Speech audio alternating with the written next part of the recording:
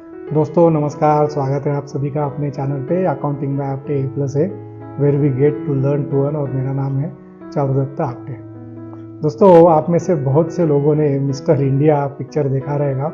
Mister India picture में अनिल कपूर जो है वो हाथ में कुछ ऐसा एक गैजेट पहनता है और वो पहनने के बाद वो बीच बीच में गायब होता है। और ऐसा वो पिक्चर में दिखाया था कि अगर लाल रंग से उसे अगर हम लोग देखेंगे तो वो दिखाई देता था।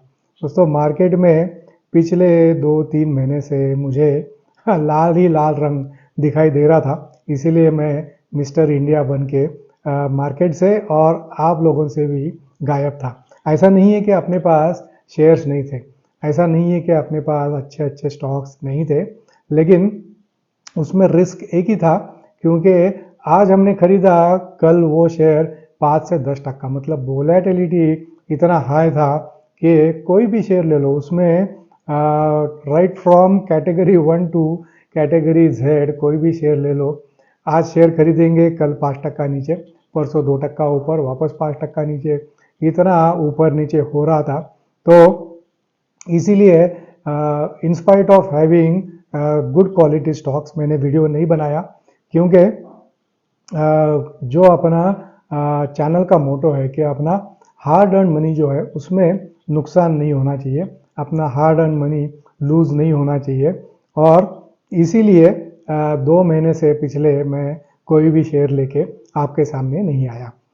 अभी पिछले 2 महीने से और अभी में क्या चेंज हुआ है, अभी ये नया वीडियो लेके मैं क्यों आया हूँ। बाय द वे, ये आज का जो अपना वीडियो है उसमें सिचुएशंस में global situation, local situation, financial market, इसमें क्या क्या चेंजेस हुए हैं उसके बारे में हम लोग बात करेंगे। और आगे का स्ट्रैटेजी, आगे के 1 से 2 साल तक का स्ट्रैटेजी अपना क्या होना चाहिए उसके बारे में बात करेंगे।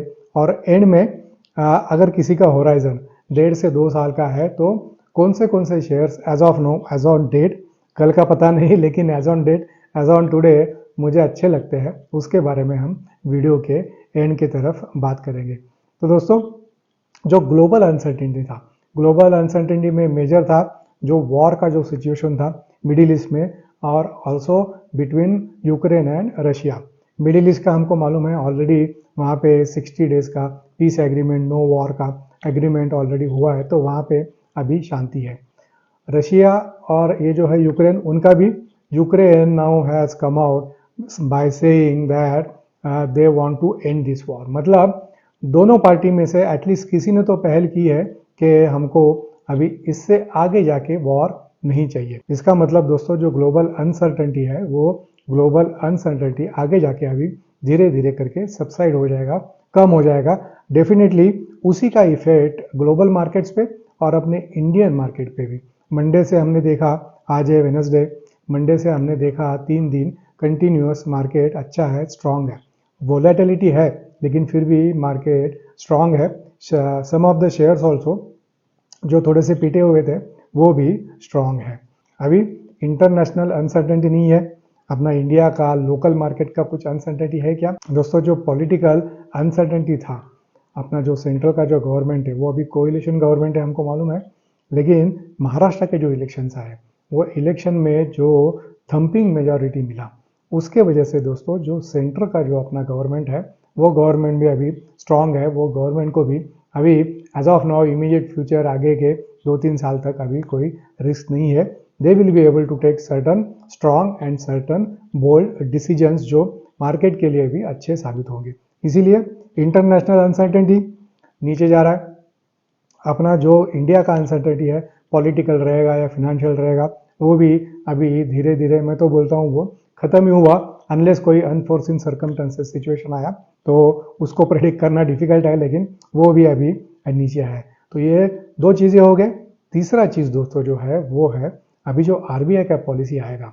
हमने देखा ग्लोबल इंटरेस्ट रेट में 2-3 महीने पहले ही कमी आई है, ग्लोबली इंटरेस्ट रेट कम हुए हैं, लेकिन इंडिया में आरबीआई ने अभी तक इंटरेस्ट रेट कम नहीं किया है। तो दोस्तों, आगे का जो मॉनेटरी पॉलिसी आएगा उसमें there are more than 75% chances के जो इंटरेस्ट रेट है वो इंटरेस्ट रेट कम किए जाएंगे। इंटरेस्ट रेट कम होने का मतलब है दोस्तों, जो कॉस्ट ऑफ कैपिटल है, जो कॉस्ट ऑफ फाइनेंसिंग है, वो कॉस्ट ऑफ फाइनेंसिंग कंपनीज के लिए जिनका डेट ज़्यादा है उनके लिए दोस्तों ये समझो 0.25% से भी समझो इंटरेस्ट रेट कम हुआ, उसका बेनिफिट, इमीडिएट बेनिफिट ये बहुत से कंपनीज को डेफिनेटली मिलने वाला है। बैंक्स को there is absolutely no problem, क्योंकि बैंक्स को जो पैसा मिलता है उसके ऊपर भी उनका इंटरेस्ट कम होगा और जो उनको इंटरेस्ट मिलता है उसमें भी कमी आएगी। So it is nil situation as per as profits are concern, profitability is concern of the banks. In fact उनका वॉल्यूम बढ़ सकता है, क्योंकि इंटरेस्ट रेट जैसे ही कम होता है हो सकता है कि some of the investment would start coming in, bank से लोन लेके investments would start coming in. तो समझो एक बैंक पहले समझो 100 करोड़ का लोन देती थी, हो सकता है वही बैंक आगे जाके 110, 120 करोड़ का लोन देगी। तो भले उनको इंटरेस्ट से बेनिफिट नहीं मिलेगा, लेकिन जो लोन का वॉल्यूम बढ़ेगा, जो क्वांटम बढ़ेगा, उससे उनको डेफिनेटली फ़ायदा होगा। तो पिछले 2-3 महीने में मार्केट इतना ऊपर नीचे हुआ, लेकिन जो भी इन्वेस्टर्स पिछले 1.5 से 2 साल से ये मार्केट में इन्वेस्टेड है, मतलब जिनका इन्वेस्टमेंट 1.5 से 2 साल पहले जिन्होंने किया था, मेरे हिसाब से दोस्तों out of 10 scripts, out of 10 stock just as a example, अभी भी मोर देन 7 to 8 स्टॉक्स में they will be in profit. No doubt नुकसान हुआ रहेगा, लेकिन वो नुकसान कैपिटल में नहीं हुआ रहेगा, वो नुकसान उनके प्रॉफिट में हुआ रहेगा, लेकिन overall their portfolios would still in be profit according to me. वैसे ही दोस्तों जिनका होराइजन आगे के 1.5 से 2 साल तक का है, now I feel this is the right time to re-enter. This is the right time to slowly but surely to start small investments just like SIP in the current situation, क्योंकि global uncertainty अभी कम हुआ है और interest rate भी कम होने वाला है। अपना जो पॉलिटिकल जो सिचुएशन था इंडिया में, पॉलिटिकल प्रेशर्स, वो भी अभी धीरे धीरे कम हो गए। और दोस्तों ये सबका जो इफेक्ट है, कंसोलिडेटेड जो इफेक्ट है, वो इफेक्ट जो है वो कमोडिटी के जो प्राइसेस है उसके ऊपर भी आएगा। ऑयल का जो $80 के ऊपर भाव चला गया था, वो एज पर मॉर्गन स्टैनले उनका एक एनालिसिस कल मैंने देखा, उसके हिसाब से $60 to $62 आगे के 1-2 साल में ऑयल का, क्रूड का प्राइस आएगा, ऐसा उनका मानना है, which will boost world economy as a whole. No doubt जो पेट्रोल मैन्युफैक्चर करते हैं, जो क्रूड मैन्युफैक्चर करते हैं, उनके लिए नुकसान है, लेकिन जो कंज्यूम करते हैं उनके लिए दोस्तों ये बहुत बेनिफिशियल है। तो ऑल सेड एंड डन, अभी मुझे ऐसा लगता है कि now this is the right time again to start small investments in the market. और इसीलिए ये अपना आज का वीडियो है, और आगे जाके भी अपना सिचुएशन मार्केट का ऐसा ही रहा तो डेफिनेटली अच्छे शेयर्स लेके हम, जो मैं एनालिसिस करूँगा, जो मैं मेरे लिए खरीदूंगा, वो मैं आपके लिए लेके आऊँगा। लेकिन अपना हमेशा का स्टैंडर्ड डिस्क्लेमर, पैसा आपका है, ये मेरा सिर्फ एनालिसिस जो है वो एजुकेशनल पर्पस के लिए है। कौन सा शेयर खरीदना है, कब खरीदना है, कितना क्वांटिटी खरीदना है, कब खरीदना है, कब बेचना है, कितना प्रॉफिट बुक करना है, ये पूरा जो डिसीजन है वो आपका है, क्योंकि पैसा आपका है, फ़ायदा नुकसान दोनों आपका है। तो दोस्तों आगे जाके जिनका 1.5 से 2 साल तक का होराइजन है, उनके लिए एज ऑफ नाउ कौन से शेयर्स मेरे रडार पे है, उसके बारे में हम एक 5 मिनट में बात करेंगे। दोस्तों कुछ शेयर्स ऐसे हैं कि जो करंट मार्केट में भी ज़्यादा गिरे नहीं है, मतलब मार्केट इतना वोलाटाइल था, मार्केट ऑलमोस्ट निफ्टी 25,000 के लेवल से 23,500 तक नीचे आया, अभी 24,400 24,500 के आसपास है। मार्केट डेफिनेटली यहाँ से ऊपर ही जाएगा ऐसा मुझे लगता है। लेकिन दोस्तों जो मार्केट में जो शेयर्स है, जो पीटे हुए शेयर्स है, नॉट नेसेसरी वही शेयर्स आगे जाके अच्छा करेंगे। मार्केट में क्या होता है, जो मार्केट का जो लीडरशिप है, भले वो स्मॉल कैप हो, मिड कैप हो, लार्ज कैप हो, या सेंसेक्स और इंडेक्स के जो शेयर्स हैं वो शेयर्स हो, जब ये मार्केट नीचे गिरता है तभी some group of shares they fall down. जब ये मार्केट इंप्रूव होता है तो समझो यहाँ पे जो नीचे गए हैं वो 10 शेयर नीचे गए हैं, उसमें से 2 ही शेयर्स ऐसे होंगे जो फास्ट रिकवर होंगे, बाकी के जो अच्छे हैं वो रिकवर होंगे, लेकिन उतने फास्ट रिकवर नहीं होंगे जितने ये बाकी के 2 हुए। लेकिन जो अदर ग्रुप ऑफ शेयर्स है, जो ज़्यादा गिरे नहीं है, जो स्टेबल थे, वो दोस्तों हो सकता है कि उनमें अभी आगे जाके हमको अच्छा अप्रिसिएशन, उनमें आगे जाके अच्छा तेज़ी हमको दिखेगा। तो ऐसे कौन से शेयर्स हैं, बहुत से शेयर्स हैं, just to name some of them, और उसमें से कुछ शेयर्स का हम ये भी बात करेंगे कि ये शेयर आगे चल के 1.5 से 2 साल में अच्छा क्यों करेंगे, इसके बारे में भी बात करेंगे। फॉर एग्जांपल दोस्तों आईटीसी है, रिलायंस है, आईओसी है। ये पर्टिकुलर 3 शेयर से मैंने स्टार्ट इसलिए किया क्योंकि पिछले 1-2 महीने में अपने ये शेयर्स के ऊपर जो वीडियो थे उस पर 2-3 कमेंट्स भी उसके ऊपर क्वेश्चंस आए हैं, तो यही वीडियो में हम उसका आंसर भी देंगे। और एक है दोस्तों सिम्फनी कंफर्ट, ओला इलेक्ट्रिक है, उसके बारे में हमने ऑलरेडी एक वीडियो बनाया था। बैंकिंग शेयर्स है, उसमें यस बैंक मुझे ज़्यादा पसंद है, वो क्यों पसंद है वो भी मैं आगे जाके बात करूँगा। लॉजिस्टिक्स कंपनीज है, जैसा डिलीवरी है, जैसा गेटवे डिस्ट्री पार्क है, ये जो कंपनीज है। फिर जो ऑयल मैन्युफैक्चर करते हैं, कैस्ट्रॉल जैसा कंपनी है। Some of the textile stocks, textile stock में दोस्तों बांग्लादेश में there is uncertainty. Bangladesh major exporter of textile, वहाँ पे प्रॉब्लम है, तो नेचुरली जो इंडियन कंपनीज है, फिर वो आदित्य बिरला फैशन हो या हिम्मत सिंह का हो, उनके लिए आगे का 1 से 1.5 से 2 साल अच्छा डेफिनेटली रहेगा। रिसेंट इश्यूज जो आए थे उसमें एक गंधार ऑयल मुझे अच्छा लगता है, और ईज माई ट्रिप ये भी अच्छा लगता है। उसका 1:1 बोनस आया, 40 रुपये से ये ब्लॉक डील हुआ, कंपनी ने, प्रोमोटर्स ने खुद नहीं बेचे, 40 से 32-33 रुपीज़ पे आया, 1:1 बोनस हुआ। एक्स बोनस 20% ऊपर हुआ, लेकिन अभी वापस 16 साढ़े 16 है। छोटे छोटे क्वांटिटी में, स्मॉल क्वांटिटीज में इसमें इन्वेस्ट कर सकते हैं। And last but not the least, Tata group का जो ट्रेंड है, ट्रेंड का शेयर दोस्तों आगे जाके वापस अभी कुछ 6,600 रुपीज़ के आसपास है, 7,500 के ऊपर चला गया तो वही इसमें रेंज वापस आ सकता है, ऐसा मेरा मानना है। अगेन कौन सा शेयर खरीदना है, कौन सा नहीं खरीदना है, ये डिसीजन प्योरली आपका है। अभी इसमें से दोस्तों 2-3 शेयर्स के बारे में हम बात करेंगे कि आगे के 1.5 से 2 साल तक मुझे ऐसा क्यों लगता है कि ये शेयर अच्छा करेंगे। सबसे पहले लेते हैं अपना चहीता, जिसके ऊपर अपने ऑलरेडी 3-4 वीडियोस आ चुके हैं, इंडियन ऑयल कॉरपोरेशन। दोस्तों थोड़ी देर पहले मैंने एक मेंशन किया कि एज पर मॉर्गन स्टैनले जो ऑयल का जो प्राइसेस है, क्रूड ऑयल का, वो अभी जो $78-79 के आसपास है, वो $60-61-62 के आसपास आने के चांसेस है, ऐसा उनका मानना है।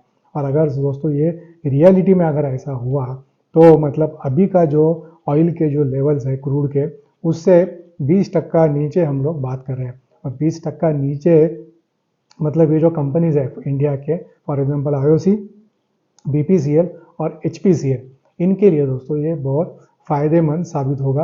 आगे के 1 साल बाद उनका प्रॉफिट जो है दोस्तों, वो बम्पर प्रॉफिट उनको होगा अगर ये रेट्स नीचे आए तो। वैसे भी एज ऑफ नाउ भी हमको थोड़ा सस्ता पेट्रोल मिल रहा है, लेकिन अगर ग्लोबल प्राइसेस नीचे आए तो then we will have multiple options of buying crude from other countries also. तो इसमें मुझे जो पसंद है वो आईओसी और BPCL, for the simple reason के एचपीसीएल जो है, वो एचपीसीएल अभी भी उसका जो 52 वीक हाई है उसके नज़दीक है। ऑफकोर्स देयर आर रीजन्स के आईओसी एंड बीपीसीएल नीचे क्यों है from their 52 week high, and HPCL ऊपर क्यों है, उसमें ज़्यादा डीप में नहीं जाएंगे। लेकिन मुझे ऐसा लगता है कि आईओसी जो अभी 140 रुपये के आसपास है, हमने 1.5 साल पहले से इसका वीडियो बनाया, तभी 80 और 90 के आसपास इसका भाव था, 160-170 तक जाके अभी 140 भाव है। इसमें दोस्तों थोड़ा थोड़ा करके इन्वेस्टमेंट कर सकते हैं। लेकिन दोस्तों इन्वेस्टमेंट करना है, ट्रेडिंग नहीं करना है, क्योंकि ट्रेडिंग में unless we use a stop loss, trading ये मार्केट में नहीं करना है। अगर किसी का लॉस एब्सॉर्ब करने की कैपेसिटी है, ट्रेडिंग करना है, but with a strict stop loss. लेकिन मैं तो बोलता हूँ आगे के 1.5 से 2 साल का होराइजन रखे, इन्वेस्टमेंट करेंगे तो कम से कम 25 से 30% एप्रिसिएशन कम से कम इसमें मिल सकता है। दूसरा दोस्तों शेयर है ओला इलेक्ट्रिक। अभी ओला इलेक्ट्रिक चाइनीज कंपनी है, 2 व्हीलर मैन्युफैक्चर करता है। गवर्नमेंट का जो पॉलिसीज़ है, वो पॉलिसीज़ के ऊपर, गवर्नमेंट के जो इंसेंटिव्स है उसके ऊपर ओला इलेक्ट्रिक का सक्सेस डिपेंडेंट है। ये इसमें जो रिस्क है, ये खाली एक ही रिस्क है। लेकिन ओला इलेक्ट्रिक ने अभी रिसेंटली लोअर रेंज में भी स्कूटर्स लॉन्च किए, तभी उसको आई थिंक 3 या 4 दिन पहले 20% का सर्किट लगा था, बाद में नीचे वापस चला गया। लेकिन इसमें दोस्तों इन्वेस्टमेंट कर सकते हैं। ये 112 के आसपास कुछ उसका ये हुआ था, लिस्टिंग हुआ था, 120-130 तक ऊपर गया था, 78 तक नीचे गया, अभी कुछ 80-85 का इसका रेंज है। ये रेंज में इसको धीरे धीरे करके एक्यूमुलेट कर सकता है। लेकिन आगे का 1.5 से 2 साल का अगर किसी का होराइजन है तो ही। तीसरा है दोस्तों यस बैंक। यस बैंक के ऊपर मैंने पहले भी 2-3 वीडियोस बनाए थे। 24-25 रुपये से हम यस बैंक के बारे में बात कर रहे थे, तभी अगर किसी ने लिया रहेगा अभी भी होल्ड कर रहा है तो डेफिनेटली उनको थोड़ा बहुत इसमें नुकसान डेफिनेटली है। लेकिन दोस्तों अभी 21 रुपये के आसपास है। मेरे हिसाब से जो बुरा वक्त था यस बैंक का वो अभी पूरा निकल गया है। यस बैंक फ्रॉम दिस दिसंबर का जो सेटलमेंट है उससे एफ एंड ओ में भी आ चुका है। एफ एंड ओ में वही शेयर है जो फंडामेंटली अच्छे हैं। तो ये एक एग्जांपल है यस बैंक के लिए कि वो एफ एंड ओ में आया, मतलब यस बैंक का सिचुएशन अभी अच्छा है। क्वार्टरली उनको 500-600 करोड़ रुपए का कम से कम अभी प्रॉफिट है। दिसंबर का प्रॉफिट भी जो अभी आएगा दिसंबर क्वार्टर 550-600 करोड़ तक आएगा। पिछले साल दिसंबर का प्रॉफिट 250 करोड़ के आसपास था। तो quarter on quarter almost 100% profit का इंक्रीज रहेगा।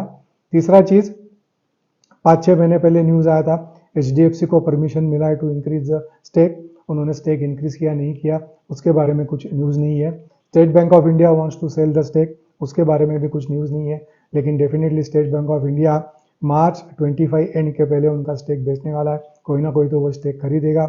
बहुत से कंटेंडर्स है, लेकिन अपना जो RBI का रूल्स है उसके वजह से ये स्टेक सेल अभी पेंडिंग है, लेकिन आज नहीं तो कल ये डेफिनेटली होगा। तो मेरे हिसाब से दोस्तों इसमें अभी डाउन साइड थोड़ा लिमिटेड मुझे लगता है। होगा क्या नहीं, डेफिनेटली हो भी सकता है, लेकिन डाउन साइड अभी लिमिटेड है। लेकिन इसमें अपसाइड जो है, अपसाइड पोटेंशियल है, वो मेरे हिसाब से अनलिमिटेड है। तो इसमें थोड़ा बहुत बाइंग कर सकते हैं। और जो बाकी हमने जो लॉजिस्टिक्स शेयर की बात की, डिलीवरी हो, गेटवे डिस्ट्रीपार्क हो, टेक्सटाइल शेयर्स हो, उसमें थोड़ा थोड़ा करके इन्वेस्टमेंट कर सकते हैं। एंड लास्ट जो हम बात करेंगे वो कैस्ट्रॉल की बात करेंगे दोस्तों, क्योंकि ऑयल प्राइसेस नीचे आएंगे तो डेफिनेटली कैस्ट्रॉल का जो इनपुट कॉस्ट है वो इनपुट कॉस्ट उनका कम होगा। लेकिन जो एज ऑफ नाउ उनके जो सेलिंग के प्राइसेस है उसमें ज़्यादा कम नहीं होगा, उसमें ज़्यादा रिडक्शन नहीं होगा, which is going to add to their bottom line, which is going to add to their profitability. और कैस्ट्रॉल का जो हमने कुछ महीने पहले वीडियो बनाया था उसमें हमने बात की थी कि Castrol is EV ready, electronic vehicle ready. EV भी रहेगा, उसमें भी ऑयल लगता है, अलग किस्म का ऑयल लगता है, लेकिन Castrol is ready also with that EV oil. और कैस्ट्रॉल सिर्फ 2 व्हीलर 4 व्हीलर ट्रक्स हो उनके लिए ऑयल बनाता है ऐसा नहीं है, बहुत से इंडस्ट्रीज के लिए भी ऑयल बनाता है। तो लॉन्ग टर्म के लिए 1.5 से 2 साल का जिनका होराइजन है, ये जो आइडेंटिफाइड जो अभी हमने जो शेयर्स की बात की उसमें ये अगर इतना 1.5 से 2 साल का अगर होराइजन है तो इसमें थोड़ा थोड़ा करके इन्वेस्टमेंट कर सकते हैं। तो वीडियो खत्म करने से पहले again I would say welcome back accounting by Apte A+A, where we get to learn to earn. अपना हार्ड अर्न मनी लूज नहीं होना चाहिए, इसीलिए धीरे धीरे करके स्टैगर्ड वे में इन्वेस्टमेंट कीजिए। भले 5 या 10% का शेयर ऊपर के भाव में मिले, फिर भी जब स्टेबिलिटी हमको ज़्यादा दिखती है, जैसे जैसे स्टेबिलिटी बढ़ेगी, जैसे जैसे मार्केट में स्ट्रेंथ बढ़ेगी, जैसे जैसे मार्केट स्ट्रांग होगा, वैसे वैसे अपना इन्वेस्टमेंट का वैल्यू भी हम धीरे धीरे करके इंक्रीज करके जा सकते हैं। तो happy investing, see you soon in next video. ये वीडियो देखने के लिए आपका बहुत बहुत धन्यवाद। मैं आशा करता हूँ वीडियो आपको पसंद आया रहेगा। So thank you very much.